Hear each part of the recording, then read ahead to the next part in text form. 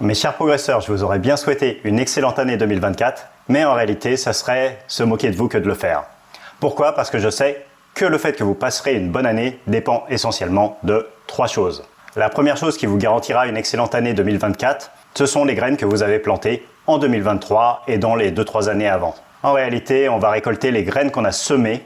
Donc si vous avez déjà fait un vrai travail sur vous pour améliorer votre vie l'année dernière et même que vous aviez commencé les années d'avant, vous allez forcément passer une meilleure année que si vous ne l'avez pas fait.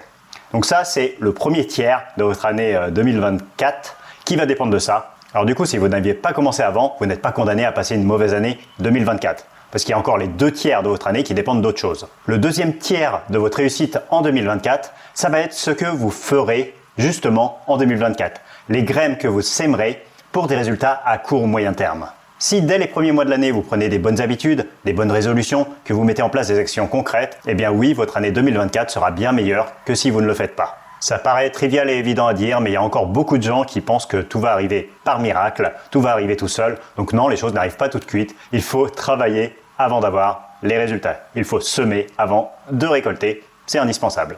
Et seulement si vous ne faites pas ça, si vous n'avez pas semé de graines avant et si vous n'en semez pas en 2024, alors vous dépendrez entièrement du troisième tiers. Le troisième tiers, c'est le hasard, c'est la chance ou la malchance. Ce sont les opportunités qui vont se présenter à vous et le fait de savoir si vous allez les saisir ou pas. Alors évidemment, plus vous aurez planté de graines avant, plus vous aurez d'opportunités positives, mais la vie peut être surprenante, donc il y a une part d'incertitude, une part de hasard, d'aléatoire. Cette année, il y a certainement des bonnes choses qui vont vous arriver et aussi des moins bonnes choses. Vous allez avoir de la chance sur certains domaines et de la malchance sur d'autres. Et c'est ok parce que plus vous aurez semé de graines avant, plus vous aurez le contrôle sur votre vie. Et dans cette catégorie, qui représente quand même un tiers de vos résultats de l'année, eh bien, il y a le fait de saisir ou pas ces opportunités. Il y a votre réaction au hasard qui est important aussi. Parce que 2 personnes différentes ne vont pas réagir de la même façon à un événement négatif et à un événement positif. Pour une d'entre elles, l'événement négatif sera la fin de son monde, et pour l'autre, ça lui permettra de rebondir en apprenant de ses erreurs. Donc c'est hyper important que vous vous rendiez compte que oui, la malchance, ça existe, ça arrive, mais que derrière, vous êtes responsable de la manière dont vous rebondissez suite à la malchance. Plus vous réagirez rapidement et positivement, et plus votre année 2024 aura des chances de repartir sur des bons rails. Donc en réalité, ça serait un peu réducteur de vous souhaiter juste une bonne année. Parce que si vous avez semé les bonnes graines, que vous continuez à le faire pendant l'année, et que vous savez rebondir aux opportunités, à la chance et à la malchance, en réalité, il y a de très grandes chances que votre année soit bonne.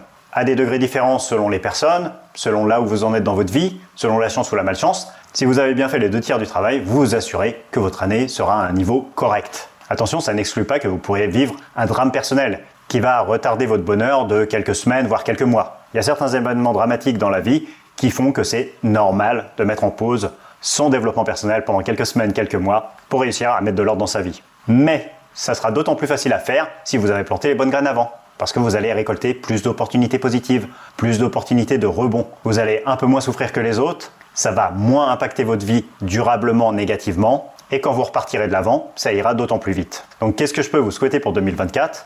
Pour ceux qui avaient commencé avant, c'est de récolter simplement ce que vous avez semé. Pour tout le monde, c'est de continuer à planter des graines mois après mois et même jour après jour. Et pour tout le monde, restez ouvert aux opportunités qui se présenteront devant vous.